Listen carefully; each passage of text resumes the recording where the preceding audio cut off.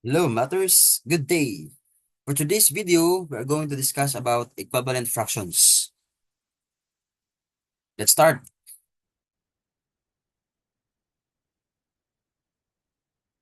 When we say equivalent fractions, these are fractions that represent the same value. Okay? So how to identify if the given pair of fractions are equivalent? So let's have an example. So we have 1/2 and 5/10. So to identify matters if this pair of fractions represent uh, the same value. So ato lang matters that we are going to cross multiply. Okay? If the products are the same, then automatically we can say that these fractions are equivalent. Okay, say example 1, we have 1/2 and 5/10. Okay, solution. Ang bato lang nato, ato lang i-cross multiply ang duha. Okay, 5/10. Okay, let's do this. So 1 times 10, this is 10. And the other one, 2 times 5, this is 10. Since the same ang kanilang products, therefore, we can say that 1/2 and 5/10 are equivalent fractions. So, matters, inyo nyo gamitan o cross multiplication. Pag the same ang products, automatically, that pair of fractions are said to be equivalent. Okay? Another.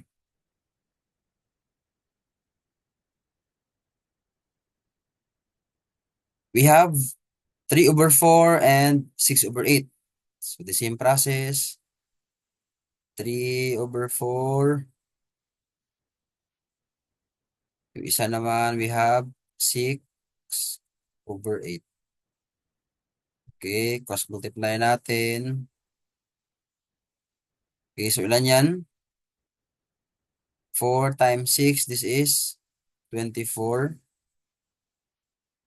Tapos yung iba naman, 3 times 8, this is 24.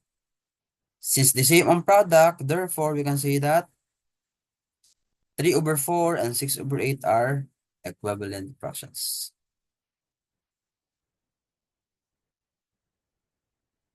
Okay, another.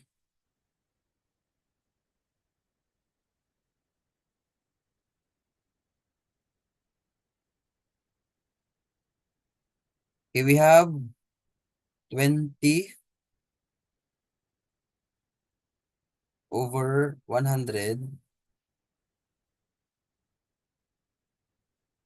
So, isa naman, we have 4/25. Okay, cross multiply natin. So, ilan yan? 100 times 4, this is 400.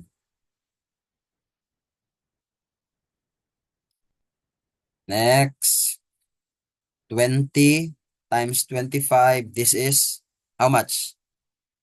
This is 500.